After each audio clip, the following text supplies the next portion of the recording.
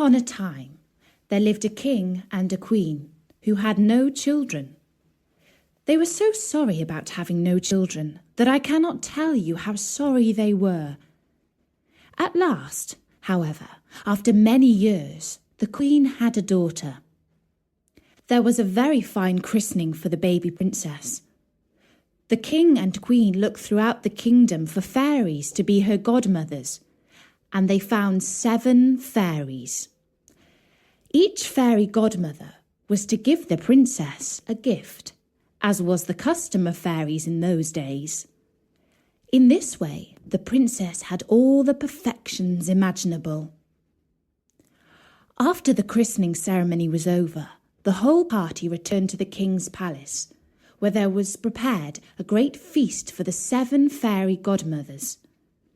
There was placed before each one of them a magnificent case of gold, in which were a spoon, knife, and fork, all of pure gold, set with diamonds and rubies. But as everyone was sitting down at the table, they saw a very old fairy whom they had not invited, because she had not left the tower where she had lived for over 50 years, and she was believed to be either dead or under an evil spell. The king could not give her a case of gold as the others had, because they had only made 7 for the 7 fairies. The old fairy felt insulted and muttered some threats between her teeth. One of the young fairies who sat by her overheard how she grumbled, and guessing that she might give the little princess an unlucky gift, went, as soon as they rose from the table, and hid behind the curtains. In the meanwhile, all the fairies began to give their gifts to the princess. The youngest wished that she should be the most beautiful person in the world. The next, that she should have the intelligence of an angel. The third, that she should have a wonderful grace in everything she did. And the fourth, that she should dance perfectly well. And the fifth, that she should sing like a nightingale. And the sixth, that she should play all kinds of music to the utmost perfection. The old fairy's turn came next, and shaking her head with more spite than anger, she wished that one day the princess would have her hand pricked by a needle on a spinning wheel, and that she would die of the wound. This terrible gift made the whole company tremble, and everybody began to cry.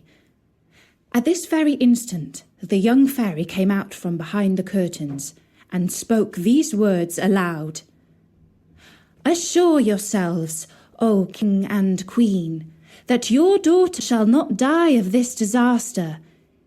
It is true, I have no power to undo entirely what the elder fairy has done.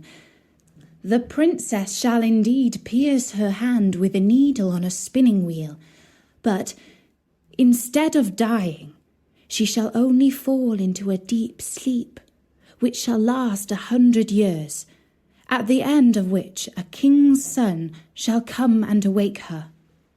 The king, to avoid the misfortune foretold by the old fairy, immediately made a law by which everybody was forbidden, on pain of death, to use a spinning wheel, or to have any spinning wheel in their house. About 15 or 16 years later, on a day when the king and queen were busy in a far corner of the vast palace, the young and beautiful princess amused herself by running up and down the corridors and going up from one apartment to the other. Eventually, she came into a little room at the top of the tower, where a good old woman alone was spinning with her wheel. For this good old woman had never heard of the king's law against spinning wheels. The princess said, "What are you doing there, good old woman?" "I am spinning sheep's wool into the thread, so that I can knit it into a cardigan." "Ah," said the princess, "that's very clever. I've never seen that done before. How do you do it? Give it to me so that I may see if I can do the same." Now, whether it was because she was in too much of a hurry, or whether it was because she was clumsy, or whether it was because the old fairy had wished it so, I cannot say. But no sooner than the princess took the spinning wheel than she pricked her hand on the needle, and she fell down into a faint. The good old woman, not knowing what to do, cried out for help. People came rushing from all over the palace, and they came in great numbers. When they saw the princess lying in a deep, deep sleep on the floor, they threw cold water on her face. They loosened her clothes. They struck her on the palms of her hands, and they rubbed her temples with smelling salts, but nothing they could do would wake the princess. And now the king, who heard the great commotion from the far end of the palace, remembered the terrible warning of the fairies, and guessing what had happened, came rushing to the tower. There he saw the princess lying in a deep, deep sleep, and he ordered her to be carried into the finest apartment in his palace, and to be laid upon a bed all embroidered with gold and silver. If you had seen her, you might have taken her for a little angel. She was so very beautiful, for her swooning away had not paled her complexion. Her cheeks were like roses. Her lips were like sea coral. Indeed, her eyes were shut, but she was heard to breathe softly, which persuaded everyone that she was not dead. The king commanded that they should not disturb her, but let her sleep quietly till her hour of awaking was come.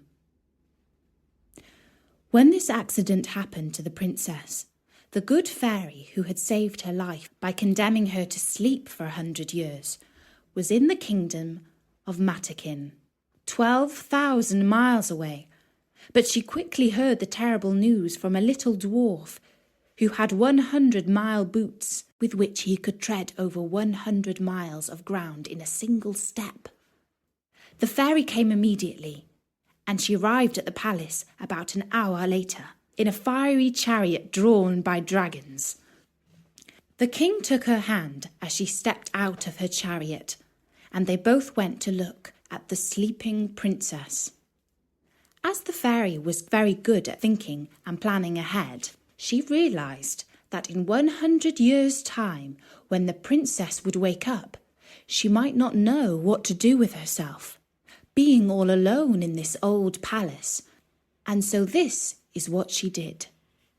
She touched with her wand everything in the palace: nannies, maids of honour, ladies of the bedchamber, gentlemen, officers, stewards, cooks, undercooks, cleaners, guards, pages, footmen. She also touched all the horses in the stables and fields, the fierce guard dogs in the outer court, and pretty little Mopsy too, the prince's little puppy, which lay by her on her bed. Immediately, as soon as she touched them, they all fell asleep, so that they might not awake before their princess, and that they might be ready to serve her when she wanted them. Even the great fires in the ovens of the kitchen, that were just then roasting partridges and pheasants, fell asleep too. All this was done in a moment. Fairies do not take long to finish their business. And now the king and the queen, having kissed their dear child without waking her, went out of the palace and made an order that nobody should dare to come near it. This, however, was not necessary, for in a quarter of an hour's time there grew up all round about the palace grounds such a vast number of trees, great and small, bushes and brambles, entwining one another, that neither man nor beast could pass through, so that nothing could be seen but the very tops of the towers of the palace. Nobody doubted but the fairy had demonstrated a very extraordinary sample of her power, and that the princess, while she continued sleeping, might have nothing to fear from any curious people. When 100 years had passed by, the son of a king from another family had gone a-hunting in that part of the country where the palace used to be. He asked, "What are those towers in the middle of that great thick wood?" Everyone answered with the rumours that they had heard. Some said that it was a ruinous old castle haunted by spirits. Others that all the sorcerers and witches of the country used to meet there at midnight when there was a full moon. Most people believed that there was an ogre that lived there, and that he used to take to there all the little children he could catch, so that he could eat them up whenever he pleased, without anybody being able to follow him, as only he had the power to pass through the wood. The prince was all in a quandary, not knowing what to believe, when a very good countryman spoke to him as follows. "May it please your royal highness, it is now about 50 years since I heard from my father, who heard my grandfather say that there was then in this castle a princess, the most beautiful that was ever seen, and that she must sleep there 100 years, and she'll be waked by a king's son." The young prince was all on fire at hearing these words, believing, without thinking these things through, that he could save the princess, and pushed on by love and honour, he swore that moment that he would do just that. As he rode on his horse toward the wood, all the great trees, the bushes and brambles gave way to let him pass through. He walked up to the castle, which he saw at the end of a large avenue, and he went into it. And what rather surprised him was that none of his people could follow him, because the trees closed again as soon as he passed through them. However, he did not stop. A young and amorous prince is always brave. He came into a wide, wide outer court, where everything he saw might have frozen the most fearless person with horror. There was a most frightful silence. The image of death everywhere showed itself, and there was nothing to be seen but stretched out bodies of men and animals, all seeming to be dead. But the prince realised when he saw their red faces and pimpled noses of the guards that they were only asleep, and that their glasses, in which there still remained some drops of wine, showed plainly that they had fallen asleep whilst drunk. He then crossed a court paved with marble, went up the stairs, and came into the corridor, where guards were standing, with their rifles upon their shoulders, snoring as loud as they could. After that, he went through several rooms full of gentlemen and ladies, all asleep, some standing, others sitting. At last he came into a chamber all gilded with gold, where he saw upon a bed the most wonderful sight that had ever met his eyes, a princess who appeared to be about 15 or 16 years of age, and whose bright and rosy beauty was quite angelic.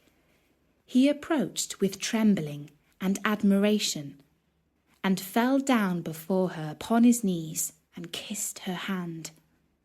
And now, as the evil fairy's spell was at an end, the princess opened her blue eyes for the first time in 100 years, and looking at him said, "Is it you, my prince? You have waited a long time." The prince, charmed with these words, and much more with the manner in which they were spoken, knew not how to show his joy and gratitude. He assured her that he loved her more than anyone or anything in the whole wide world. Their conversation did not make much sense. They spoke with little reason, but a great deal of love. He was more lost for words than she, and we need not wonder at it. For it is very probable, though history mentions nothing of it, that the good fairy, during so long a sleep, had given her very agreeable dreams about handsome princes coming to her rescue. In short, they talked 4 hours together, and yet they said not half what they had to say. In the meanwhile, all the palace awaked, and as all of them were not in love, they felt most desperately hungry after 100 years without a bit to eat. The chief lady of honour grew very impatient and told the princess aloud that supper was served up. The prince helped the princess to rise. She was entirely dressed and very magnificently, but His Royal Highness took care not to tell her that she was dressed in the fashion of 100 years ago, like his great-grandmother. She looked not a bit less charming and beautiful for all that. They went into the great hall of mirrors, where they had supper, and were served by the princess's officers. The orchestra played old tunes, but very nice ones, and after supper, without losing any time, the priest married them in the chapel of the castle, and the chief lady of honour drew the curtains. They had but very little sleep.